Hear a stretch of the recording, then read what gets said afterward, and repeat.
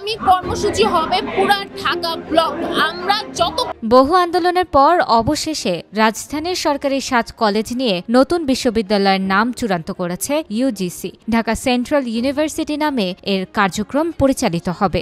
শিক্ষার মান উন্নয়ন হবে শুধুমাত্র স্বতন্ত্র বিশ্ববিদ্যালয়। 16 মার্চ রবিবার রাজধানীর আগারগাঁওয়ে ইউজিসি ভবনে শিক্ষার্থীদের 32 সদস্যের প্রতিনিধি দল নিয়ে অনুষ্ঠিত সভায় এই সিদ্ধান্ত নেওয়া হয়। কলেজ 7টি হচ্ছে ঢাকা কলেজ, ইডেন মহিলা কলেজ, বেগম বদরুন্নেসা সরকারি মহিলা কলেজ, শহীদ সোহরাওয়ার্দী কলেজ, কবি নজরুল সরকারি কলেজ, মিরপুর বাংলা কলেজ এবং সরকারি তিতুমির কলেজ।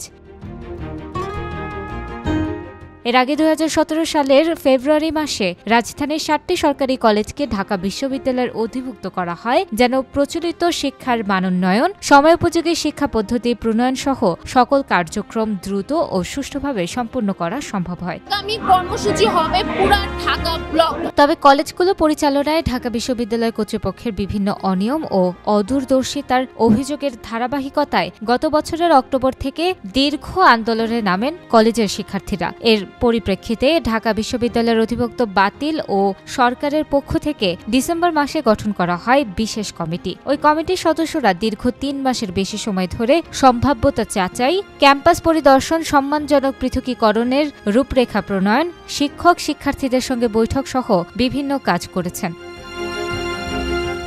সর্বশেষ গত 18 ফেব্রুয়ারি সংশ্লিষ্ট সব অংশীজনের কাছে প্রস্তাবিত বিশ্ববিদ্যালয়ের নাম আহ্বান করে ইউজিসি।